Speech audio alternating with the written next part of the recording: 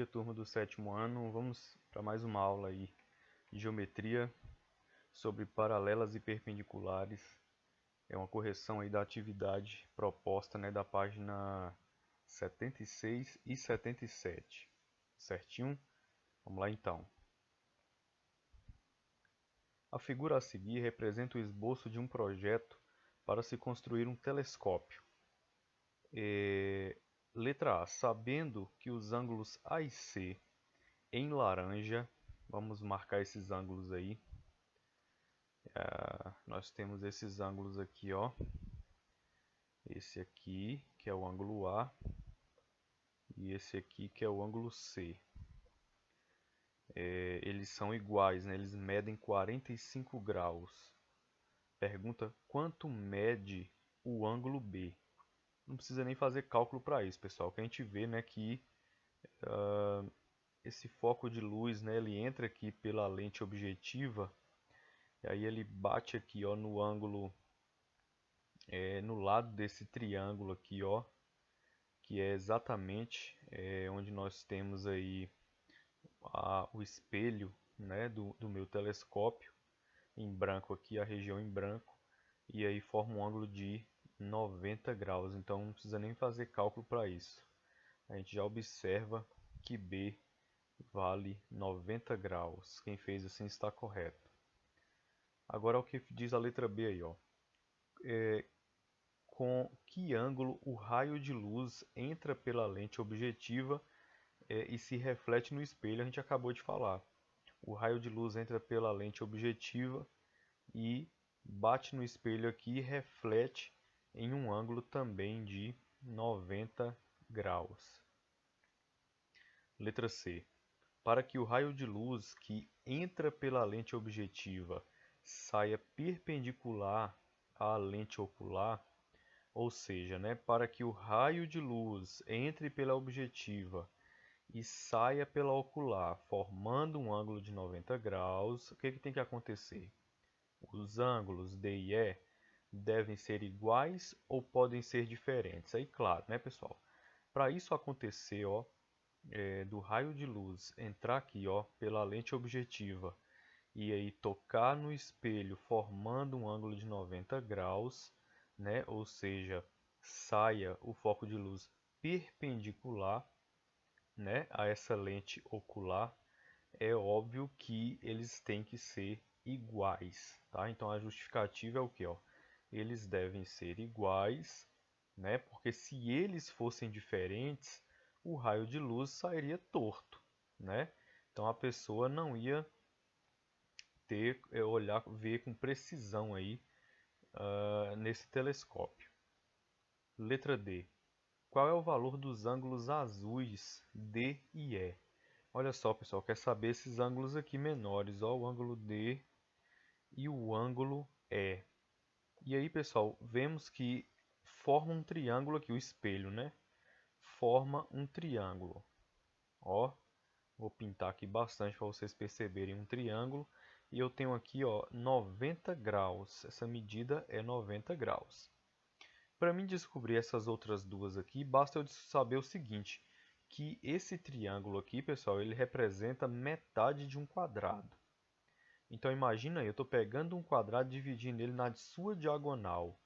Então aquela medida aqui que era de 90 graus, ela se divide ao meio e aí ambos ficam de 45 graus.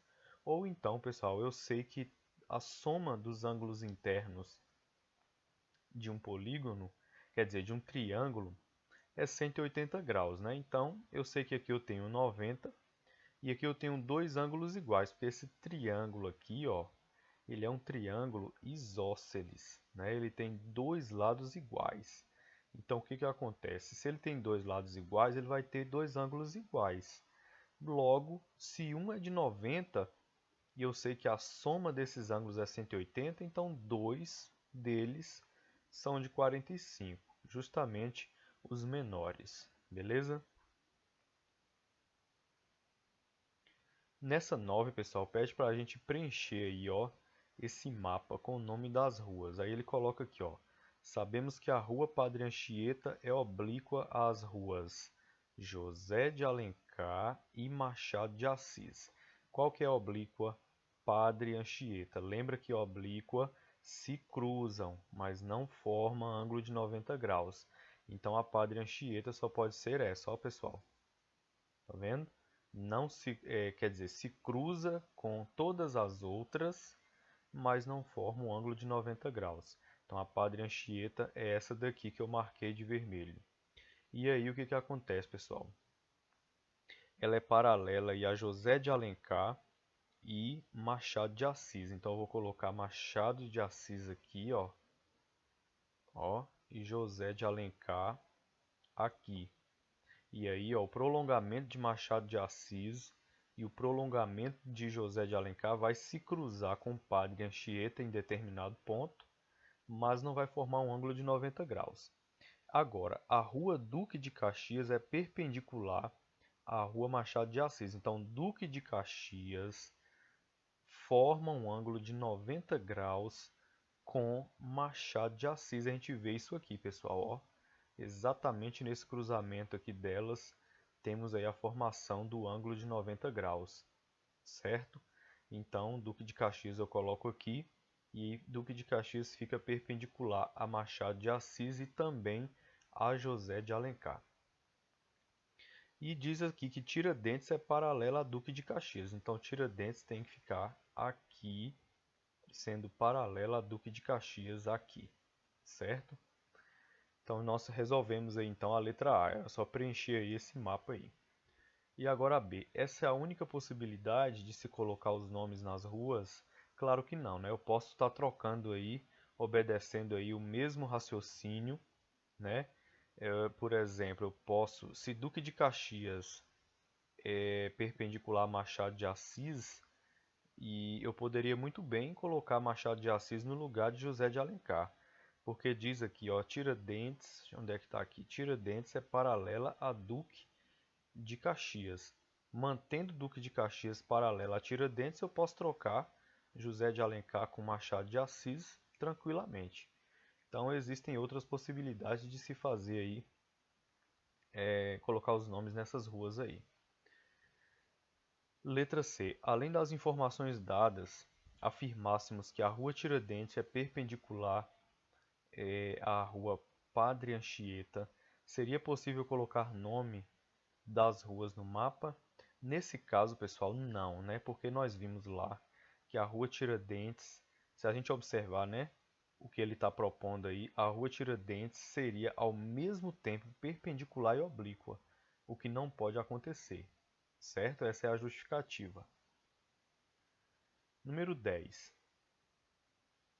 O losango é um quadrilátero com 4 lados iguais.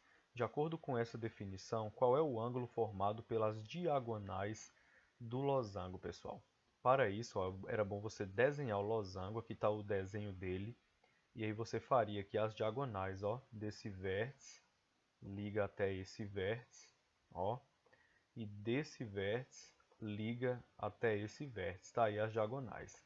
E aqui a gente vê, pessoal, formação, ó, do ângulo de 90 graus, pessoal, ó. Portanto, os ângulos das suas diagonais são de 90 graus. 12. Você já sabe que retas paralelas nunca se encontram, isso aí a gente já falou. Por que então na foto esses trilhos de trem que são paralelos parecem se encontrar? Explique sua resposta. Pessoal, ó, o motivo disso aí eu não sei qual foi a resposta que vocês colocaram aí, ó. Não deu para avaliar todas, né, pelas fotos. O motivo é a perspectiva, ou seja, a forma com que você observa essas duas retas, né, o ângulo que você observa faz dar a entender que elas estão se cruzando aqui nesse ponto, ó. Mas na verdade a gente sabe que não é, né? Então depende de quê? Do ponto de vista. Então o motivo delas parecerem que estão se cruzando é a perspectiva, ou seja, é a maneira que você a observa, ou depende do ângulo de observação. 13. Quadrado é um quadrilátero com 4 lados iguais e 4 ângulos retos. A gente sabe, né? Quadrado, 4 lados iguais e 4 ângulos de 90 graus. Observe as figuras ao lado e responda as questões. Letra A. Os 4 lados de um retângulo qualquer têm sempre a mesma medida? Nós sabemos que não, pessoal. Porque um retângulo ele tem duas medidas iguais e duas diferentes. Porém, essa tem a mesma medida dessa e essa aqui, ó, tem a mesma medida dessa daqui, certo? Mas a resposta aqui é não. Letra B. Qual é a diferença entre um quadrado e um retângulo? Quadrado a gente sabe, aí era só você exemplificar assim, ó, quadrado e retângulo. Quadrado tem todos os lados iguais e retângulo somente lados opostos iguais. Como assim? Esse lado aqui é o oposto desse lado, então são iguais. Esse lado aqui é o oposto desse daqui, então são iguais. Próximo. As diagonais de um losango qualquer têm sempre a mesma medida, pessoal? Não. Só se esse losango for um quadrado. Certo, pessoal? Então, as diagonais de um losango qualquer têm sempre a mesma medida e a resposta é não. Agora, se ele for um quadrado, aí sim, tá? Aí nós teremos aí as diagonais com a mesma medida, certo? Agora, veja bem, qual a diferença, né, entre um quadrado e um losango? A diferença está na medida de seus ângulos, porque a gente sabe, né, que o quadrado ele tem o quê? Ângulos de 90 graus. Agora o losango ele vai ter aí, pela deformação aí, né, dessa figura, né, ele vai ter o quê? Ângulos diferentes de 90 graus. Então a diferença está na medida dos seus ângulos. 14. Classifique as afirmativas abaixo como verdadeiras ou falsas, justificando cada resposta. Dica: olhe as atividades 10 e 13 desse capítulo. Olha só, pessoal. Todo quadrado é losango. Isso é verdadeiro ou falso? Nós temos aqui a resposta, ó, que isso aí é uma afirmativa verdadeira. Um quadrado tem 4 lados com a mesma medida. E o losango também. Certo, pessoal? Claro, todo quadrado será um losango se esse losango for o próprio quadrado, porém com a deformação, né? Aí nós vamos ter aí como verdadeira. Um quadrado tem 4 lados iguais com a mesma medida. O losango também. Agora, todo losango é quadrado. Isso aí, pessoal, já é falso.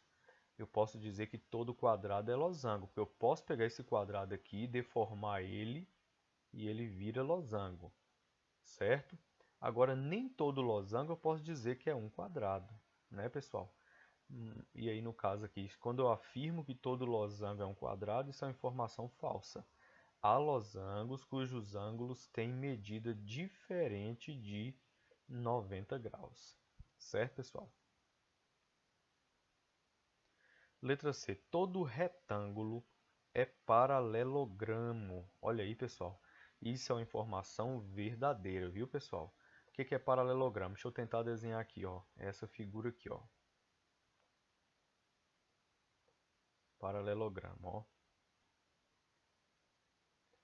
Nada mais é do que um retângulo com dado um empurrãozinho nele aqui, ó. E aí ele fica com essa inclinação aí. Então, se eu consertar ele, né? Assim, ele vai de novo se tornar um retângulo. Então, todo retângulo é um paralelogramo, isso é verdadeiro. Agora, todo paralelogramo é um retângulo, isso aí já é falso. Existem, né, paralelogramos cujos ângulos internos não têm a mesma medida, pessoal. Porque eu posso fazer um paralelogramo dessa forma, ó. Olha só.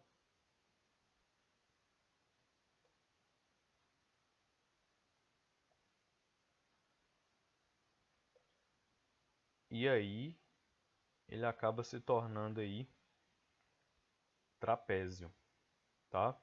Então existem paralelogramos cujos ângulos internos não têm a mesma medida, certo? Então vamos ver. Viu? Foi muito bom aí, né? Essa aula aí para a gente entender um pouco, né, sobre paralelas e perpendiculares, conhecer, poder, né, calcular ângulos aí sem utilizar artifício de cálculo, certo, pessoal? Né? E também conhecer mais um pouco sobre as propriedades aí dos triângulos, dos quadrados, dos paralelogramos, certo? E do losango, ok, pessoal? Então, bons estudos para vocês aí. Até a próxima.